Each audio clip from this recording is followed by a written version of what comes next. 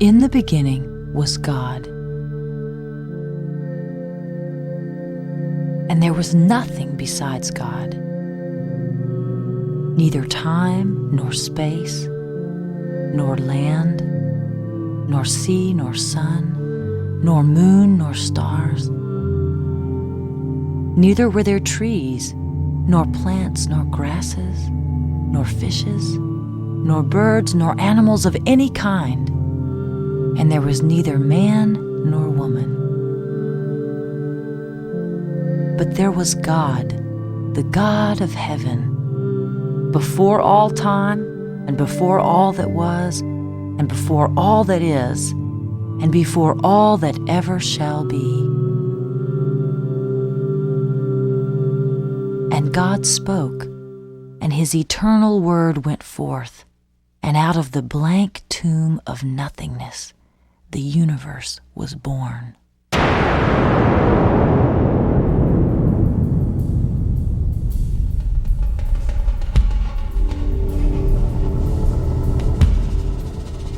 And so God created the heavens and the earth. And he created space. And he created the great stars that course through the heavens, and the moons that dance around the stars, and the comets that soar across the universe. And he created countless planets. But amidst all of these planets, there was only one Earth.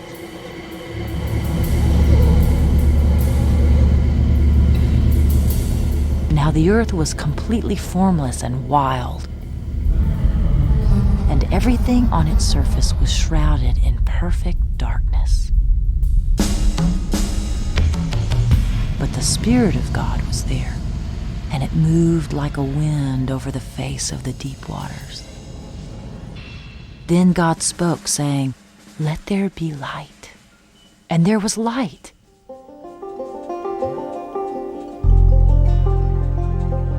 And God saw the light, and it was good.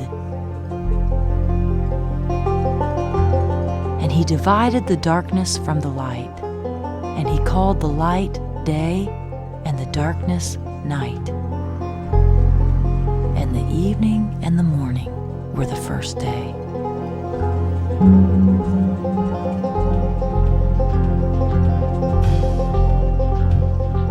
And God spoke again, making a white canopy of clouds above the earth. And this canopy above the earth he called sky. And the evening and the morning were the second day.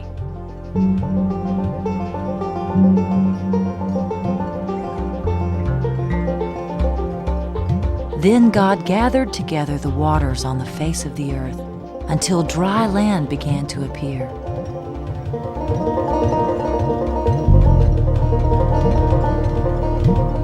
And the gathered waters he called the seas, and the dry lands he called earth. And God saw that it was good. Then God said, "Let the earth burst forth with plants of every kind." And suddenly there were plants of every kind straining toward the light of the sky. Green grasses and flowers of every imaginable shape and color. And trees that stretched skyward toward heaven and gave shade to the earth below. And God saw that it was good. And the evening and the morning were the third day.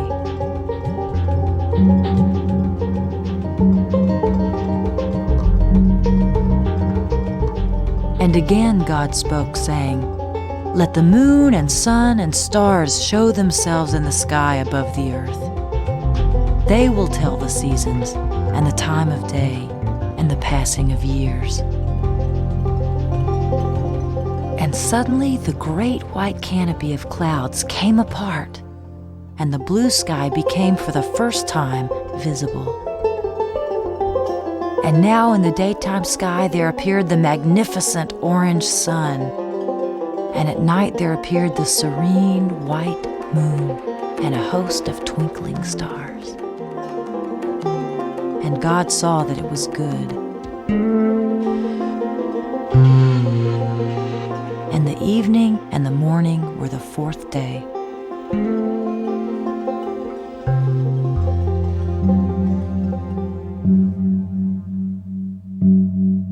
Then God spoke, saying, "Let the waters bring forth fish, and let there be birds that fly above the earth in the great dome of the heavens." And the great waters blossomed with swarms of living creatures, fish of every kind and giant whales. And the blue sky erupted with hosts of flying birds. And God saw that it was good. And the evening and the morning were the fifth day.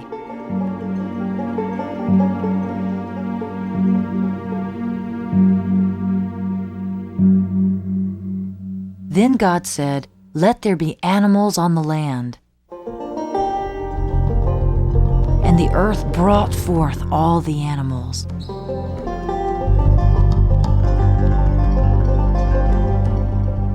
The lowing cattle and the bleating calves, and the ibex and the great eland, and striped cats and spotted leopards, and the roaring lion, the golden monarch of the jungle. And God saw that it was good.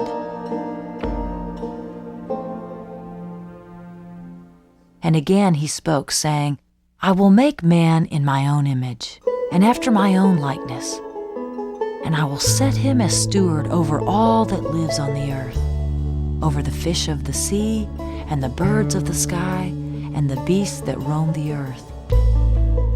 And so God formed Adam in his own image out of the very clay of the earth itself. And into his nostrils God breathed the breath of life. And Adam, made of the clay of the earth and of the Spirit of God, became a living soul, a glorious creature, in whom heaven and earth were wed.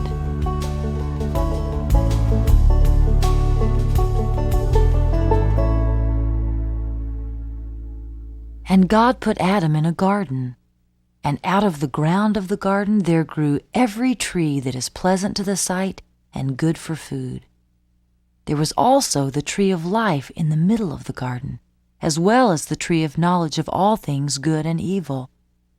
Now of this last tree God had spoken to Adam, saying, "You can eat the fruit of every tree in the garden, except the fruit of the tree of knowledge of good and evil.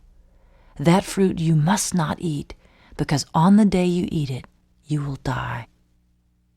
And as God had named Adam, Adam named each of the creatures that were with him in the garden.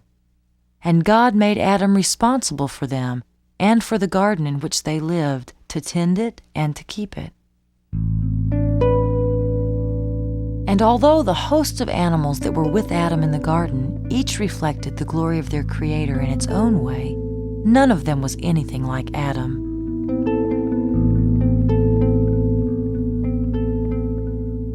And in time, Adam longed for someone with whom to share the pleasures of the garden. God saw this and said, "It is not good that man should be alone. I will give him a partner, a helper fit for him." So God put Adam into a deep sleep. And while Adam slept, God took a rib out of him. And out of this rib from Adam, God formed a woman. On seeing her, Adam rejoiced. "At long last, the very bone of my bones and flesh of my flesh." And And so God created man in his own image. In the very image of himself he created them, both male and female. And God blessed them, saying, "Be fruitful and multiply. All that is in the garden is yours to be steward over. I set you over the fishes and the birds and all the living things that move. They are yours to take care of." Then God said, "Behold, I give you every seed-bearing plant and every tree bearing fruit, and to all the animals I give the green plants." And God beheld all that he had created, and it was very good. And the evening and the morning were the sixth day.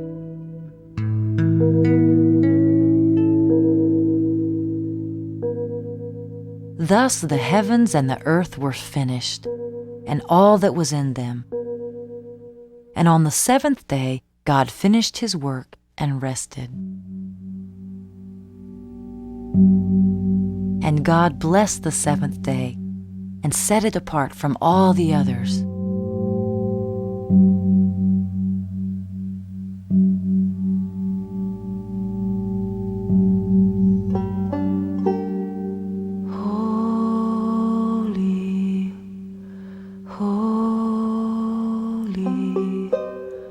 Holy is the Lord. Heaven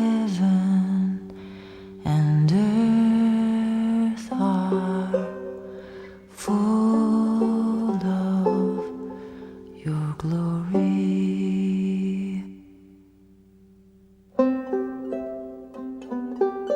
The heavens declare the glory of God, and the firmament shows his handiwork. Day and night, without words, without a voice, they declare his glory to the end of the world. Now Adam and Eve rejoiced greatly in the exquisite paradise that God had created for them. But one day the serpent, who was the slyest of all the animals in the garden, approached Eve and spoke to her. "So I understand that God has forbidden you to eat all of the fruit in the garden."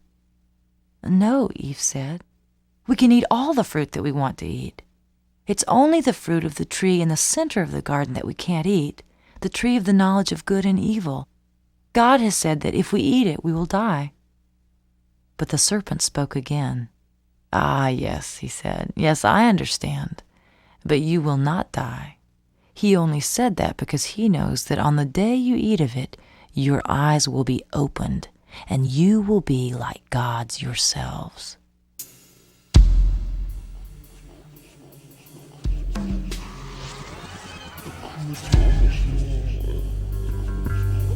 Eve considered what the serpent said. She continued to ponder it, and the more she pondered it, the more her interest in the fruit on the tree in the middle of the garden increased. And she came to see that it was indeed very beautiful and good for eating. And she believed what the serpent had said about it making her wise. And so she reached out and she plucked one of the fruits.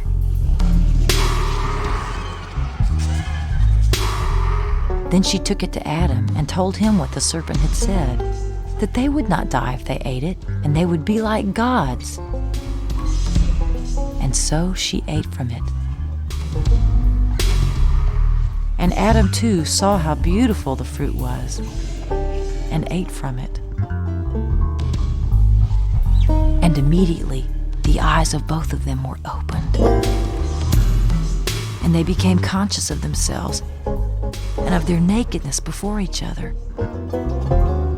And they felt suddenly that they must cover themselves. So they sewed fig leaves together and made themselves coverings.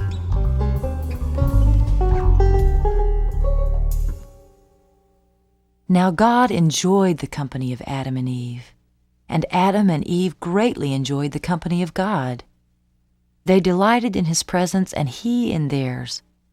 But this day, when they heard his voice calling to them in the cool part of the day towards sundown, they experienced a strange fear, and they hid themselves from him behind the lush trees of the garden.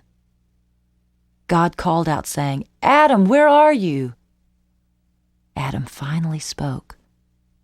"When I heard your voice, I became afraid because of my nakedness. So I hid myself from you."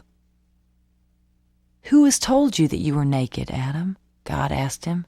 "Have you eaten the fruit of the tree which I forbade you?" "It was your creation," said Adam. "The woman, she gave me the fruit of the tree, and I ate it." And God looked at Eve, who was also hiding behind the tree. "What is this you have done?" he asked. "It was your creation," Eve said, "the serpent that you put here in the garden among us. It was he who deceived me, and I ate of the fruit of the tree which you forbade us." Then God spoke to the serpent. "Because you have done this, you will be the least of all the animals. Upon your belly you will go, and you will eat dust all the days of your life."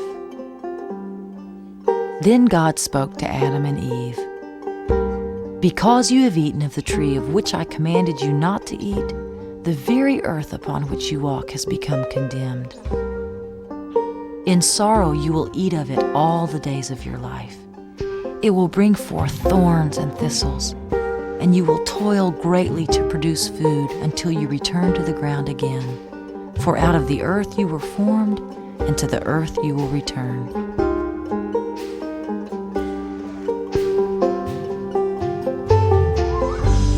Then God took pity on the man and woman, and he replaced their coverings of fig leaves and made them clothes from animal skins. And these two creatures, whom he had made of earth in his own image, and who possessed in themselves his very own breath, he sent out of the garden that he had made for them.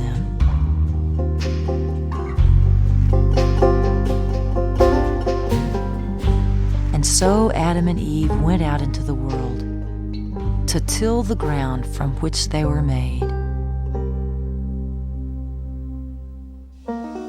Cast me not away from thy presence, O Lord, and take not thy Holy Spirit from me. Restore to me the joy of thy salvation,